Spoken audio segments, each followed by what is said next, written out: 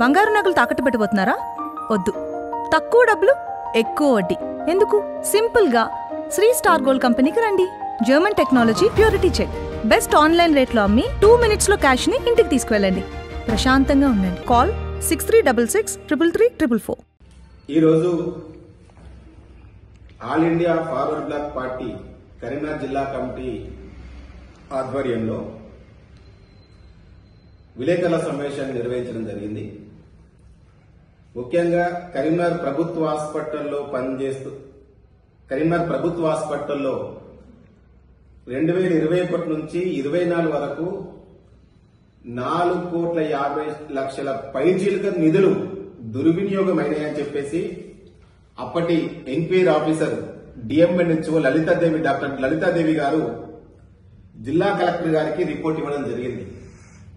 8వ తారీఖు 1వ నెల 2024 సంవత్సరంలో రిపోర్ట్ ఇచ్చారు.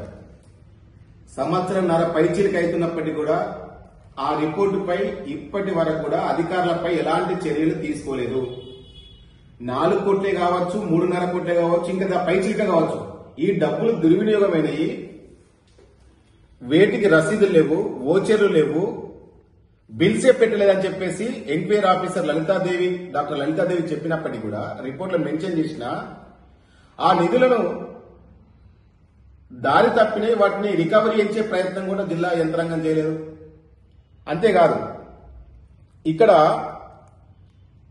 ఇప్పటి వరకు కూడా కొంతమంది డాక్టర్లను ట్రాన్స్ఫర్ చేశారు. అంతే, వాళ్ళ మీద అసలు క్రిమినల్ చర్యలకు పాల్పడ్డారు. వాళ్ళంతా కూడా నిధులు దుర్వినియోగం చేశారు. వాళ్ళందరి మీద క్రిమినల్ కేసులు పెట్టాలని చెప్పేసి కూడా మేము ఈ సందర్భంగా డిమాండ్ చేస్తున్నాం. వీటితో పాటు నిన్న సోమవారం రోజు నాడు మేము జిల్లా కలెక్టర్ గారికి ఫిర్యాదు చేసినాం.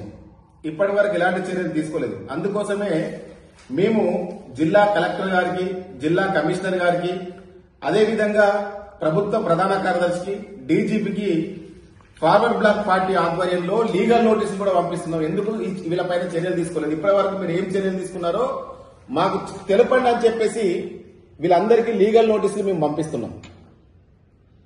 Medical and health welfare, family welfare commissioner కూడా మేము లీగల్ నోటీస్ పంపిస్తున్నాం. అసలు మీ డిపార్ట్మెంట్ లో ఏం జరుగుతుందో మీకు తెలుస్తుందా? కాబట్టి అంతేకాదు, ఇంత అవినీతికి పాల్పడ్డ డాక్టర్ కృష్ణప్రసాద్ ఇప్పటికి కూడా తెలంగాణ వైద్య విధాన పరిషత్ సూపరింటెండెంట్ గా, కరీంనగర్ సూపరింటెండెంట్ గా కొనసాగుతున్నారు. ఆయనకి జిల్లాకు సంబంధం లేదు, కానీ ఇక్కడ కొనసాగుతాడు. అతడు మొన్న కలెక్టర్ గారు చెప్తున్నారు అతను కోర్టు నుంచి ఆర్డర్ తెచ్చుకున్నాడని చెప్తున్నారు. నేను అడుగుతున్నాను ఈరోజు జిల్లా యంత్రాంగాన్ని, రాష్ట్ర ప్రభుత్వాన్ని, కోర్టులు ఏమన్నా నిధులు దుర్వినియోగం అయితే ఇదే పోస్ట్ లో ఉండాలని చెప్పేసి చెప్తాయా గౌరవ న్యాయస్థానాలు? నాకు తెలిసి అట్లాంటివి ఎక్కడ చెప్పవు. నిధులు దుర్వినియోగం పాల్పడాడని చెప్పేసి కోర్టుకు రిప్లై ఇచ్చినా కూడా అతను అక్కడి నుంచి ట్రాన్స్ఫర్ చేయొచ్చు, లేదంటే ఉద్యోగం నుంచి సస్పెండ్ చేయొచ్చు, రిమూవ్ చేయొచ్చు. అట్లాంటి ప్రయత్నం జరగలేదు. డాక్టర్ నవీన, ఆమె తెలంగాణ వైద్య విధాన పరిషత్ సంబంధించినటువంటి డిపార్ట్మెంట్ వాళ్ళది, కానీ ఆయన డిసిహెచ్ ప్రభుత్వ హాస్పిటల్లో ఆర్ఎంఓ కొనసాగుతారు.